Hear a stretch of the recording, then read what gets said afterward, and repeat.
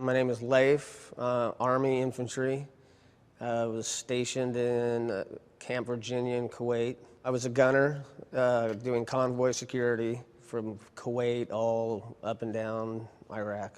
During an IED blast, the car, swerved and we hit a big pothole, and just the compression of all the weight just smashed my spine. So I ended up with 3 compression fractures, full tear in my ligament, and then kind of concussion syndrome. When I got home, I wasn't kept on orders. When I got home, I was just told, wait for your terminal leave, which would be 2 weeks for me, and then just go to the VA, they'll treat you. When I first joined up, my wife was supportive. But then when I got back and she knew I was going to deploy, things kind of got a little rough. And I believe she just didn't want to be alone. And then when I left, she was alone for, a long time. And when I got home, I guess me being a little bit more angry, like just in that kind of enraged I just think arguments and things just didn't work out. And we ended up in a divorce.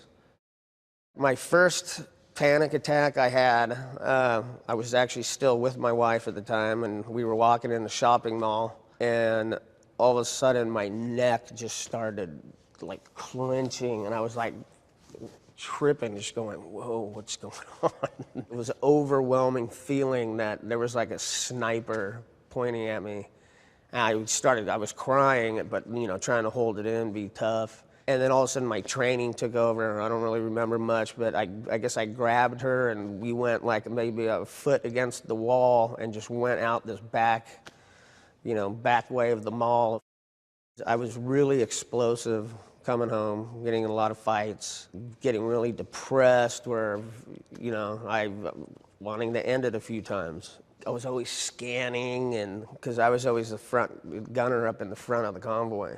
So always scanning on the freeway, and I'm driving 80 miles an hour because I want to get through the kill zone. I don't ever want to be driving slow. And when my girlfriend drives, I'm constantly being the truck commander, go, go, go.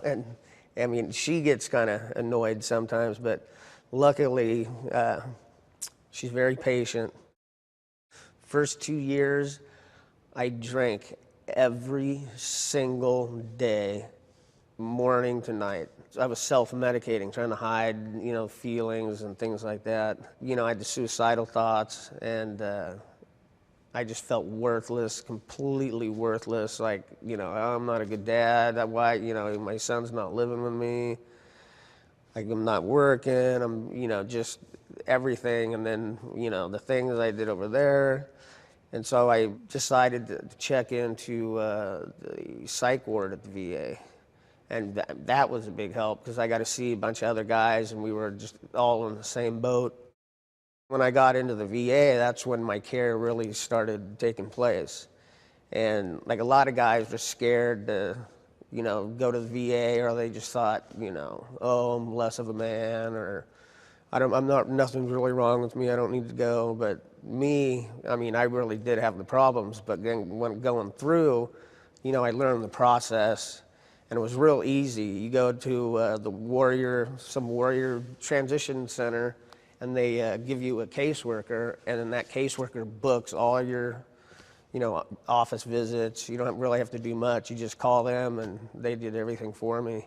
At first, I felt stupid, embarrassed. I didn't want to admit it to people that I was doing it, but once they start helping you and you're in the meetings and you have these, Vietnam vets are helping everybody when you go in, and they give you tips and tricks and stuff on how to deal with it, but then they also tell you, you have to learn how to live with it.